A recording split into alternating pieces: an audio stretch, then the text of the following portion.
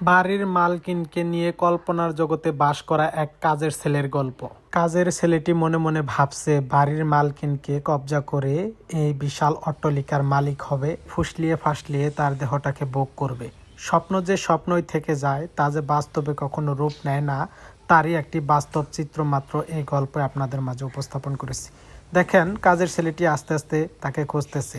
সে যে কল্পনার জগতে বাস করতেছে সে কখনো বুঝতেই পারতেছে না। হঠাৎ করে চোখের সামনে সে তার ম্যাডামকে দেখতে পারতেছে, আবার কখনো কখনো হারিয়ে ফেলছে, আবার কখনো কখনো দেখতে পারতেছে তার কাছে যাওয়ার জন্য চেষ্টা করতেছে, এবং কি কাছে যেতে না যেতেই মনে হচ্ছে সে তার ম্যাডামকে পেয়ে গেছে এবং আজকে তার ম্যাডামের দেহটাকে সে আগে ভোগ করবে, পরে বাকি কাজ।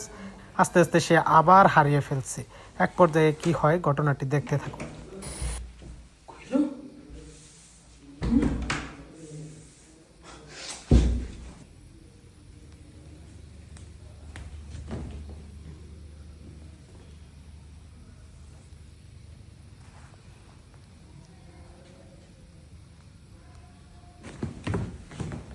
এই ছোট লোকের বাচ্চা, সাহস তো কম না? হ্যাঁ, তুই আমার গায়ে হাত দিতেছিস?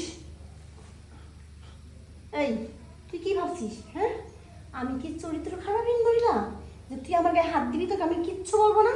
এই বাড়িতে তোর থাকতেছি, খাইতেছি, পড়তেছি, আর তার সরলটা শুধু দিতেছিস আমার। না না ম্যাডাম, ভুল হয়ে গেছে গা। আসলে কোনো ভুল নাই। তুই কি, হ্যাঁ, বাসায় কেড়ে পাইতেছিস না তো, পুরো বাসা ফাঁকা দিছিস, তাই আমার উপরে সেরকমই করতেছিস।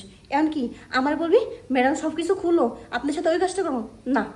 আমি বাসা থাকতে জীবনে আমার সাথে এই কাজটা করতে পারবি না। আমি এখন তো সাহেবরে ফোন দিতেছি। কি করুন ম্যাডাম, আপনি তো আমার ডাক দিলেন, সিটের মধ্যে দাঁড়ায় ইশারা দিলেন, তাই তো আমি আপনার কাছে আসছি।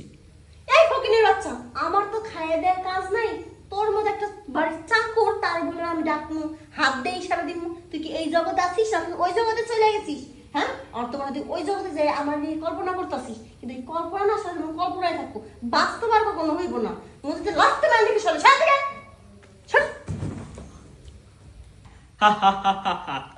কিরে, এদিকে তাকা, তুই কি ভাবছিস? অতি লোভে পড়ে গেছিস?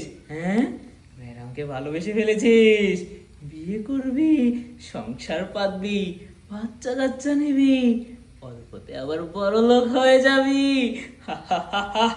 এই, তুই কি জানিস না মানুষের 6টি রিপু আছে, তার মধ্যে সব থেকে বড় হচ্ছে মানুষের লোভ। আর তোর সেই লোভ হয়ে গিয়েছে, তুই ধ্বংস হয়ে যাবি, এবার ধ্বংস হবি। ঠিকই তো, আমার চিন্তা সত্যিই তো লোক পাইছে। ম্যাডাম আমার এই বাড়িতে রাইখা 3 বেলা খাবার দিতেছে, পরনে কাপড় দিতেছে, আমার মা বাবার ওষুধ খরচ দিতেছে, কত আরাম এসে আমার রাখছে। আর ওই জায়গায় আমি কি করতেছি, ম্যাডামের এইসব সরলতার সুযোগ নিয়ে আমি তার কাছে যাওয়ার চেষ্টা করতেছি, তার শরীরে বাজে স্পর্শ করতেছি, আবার তার নিয়ে নাকি সংসার পাতার স্বপ্ন দেখতেছি। আমার না, আসলে আমার অতি লোভ হয়ে গেছে গা। কথা আছে না, অতি লোভে তাতে নষ্ট। আমার এমন হয়েছে না,